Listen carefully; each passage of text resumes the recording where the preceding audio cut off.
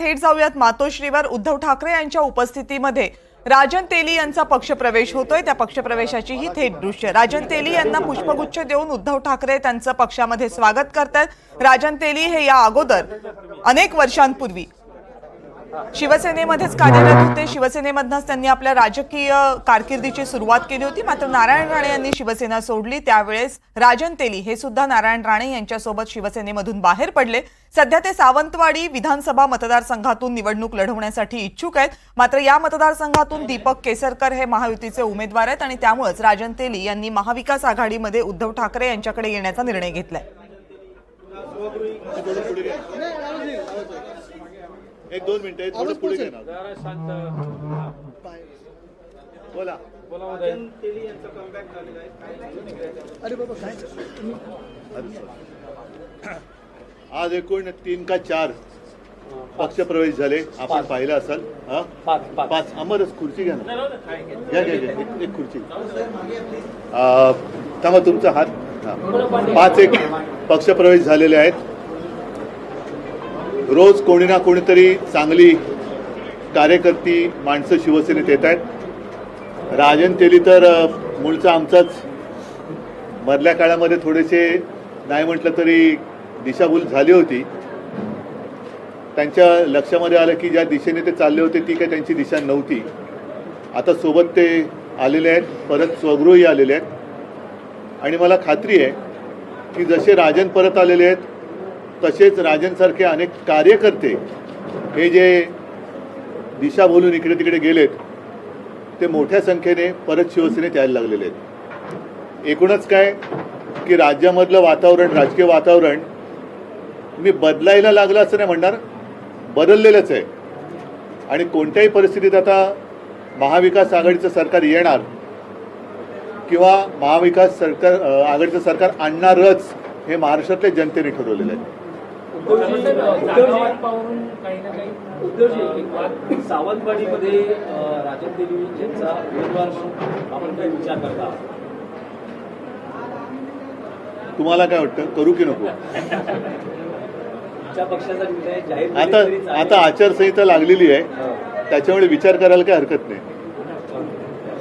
शिक्कामोर्तब समजायचं फायनल नाही. थांबा करून राजन तेली यांचा संघर्ष सगळ्यांनाच माहिती आहे कोणाबरोबर. मग आता हा संघर्ष संपेल का? लोक संघर्ष त्यांचा कोणाबरोबर आहे सगळ्यांनाच माहिती आहे. मग हा संघर्ष आता तो संघर्ष त्यांना एकदा त्याला अंतिम स्वरूप द्यायचंय, संपवल्याचं, म्हणून ते शिवसेनेत परत आले. त्यांना पाहिजे बोलायचं बोलू द्या ना परत. राजन बोला.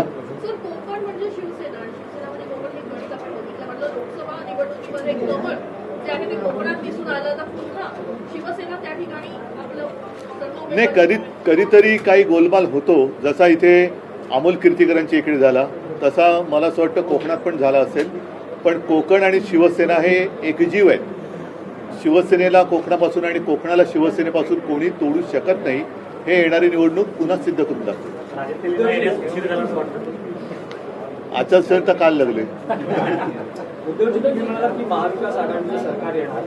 जागा वाटप अंतिम टप्प्यात असताना काँग्रेस बरोबर मतभेद दिसत आहे. विशेषतः नाना पटोले हे जागा वाटपाच्या बाबतीत जशी भूमिका घेत आहेत, मी त्यामुळे याबद्दल माहिती घेणे आणि तुमच्याशी बोलेन. खास करून विदर्भातल्या ज्या जागा आहेत आणि मोठी भूमिका नाना पटोले घेत आहेत, त्यामुळे जागा वाटपाचा तिढा सुटत नाहीये. मी याबद्दल माहिती घेऊन आपल्याशी बोलेन. अमरावती आपण विदर्भातल्या अमरावती काँग्रेसच्या काही हायकमांड किंवा दिल्लीतल्या नेत्यांशी तुमचं काही बोलणं झालं का?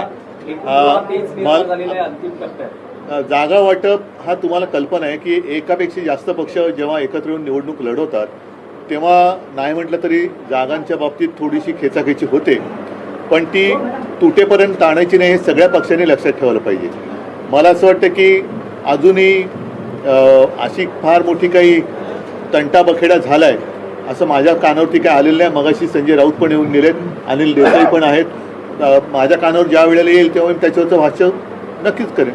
जागा वाटप कधीपर्यंत पूर्ण होईल? कारण निवडणुकीच्या आत दिवस कमी राहिले, अगदी हा मी गमतीचं उत्तर असलं तरी येत्या 2-3 दिवसात किंवा त्याहीपेक्षा उद्या तर उद्या हा जागा वाटप संपू शकतो एवढ्या अंतिम टप्प्यात तो आलेला आहे. लोकसभेच्या विदर्भातल्या तुम्ही रामटेक आणि अमरावती काँग्रेस कोल्हापूर पण सोडली, तर या बदल्यात विदर्भात मात्र त्या प्रमाणात विधानसभेसाठी जागा पण अजून जाहीर कुठे झाले काय पण त्यामुळेच वाद वाढला. असं नाही आहे, अजून जाहीर नाही झालेले आहे.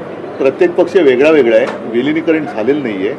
साहजिकच आहे, आजपर्यंत आम्ही एकमेकाच्या विरुद्ध लढत आलेलो आहोत.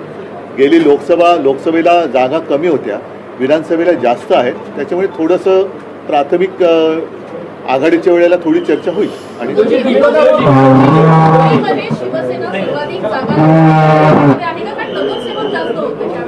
तुम्हाला लवकरात लवकर कळेल. धन्यवाद सगळ्यांना. जय महाराज.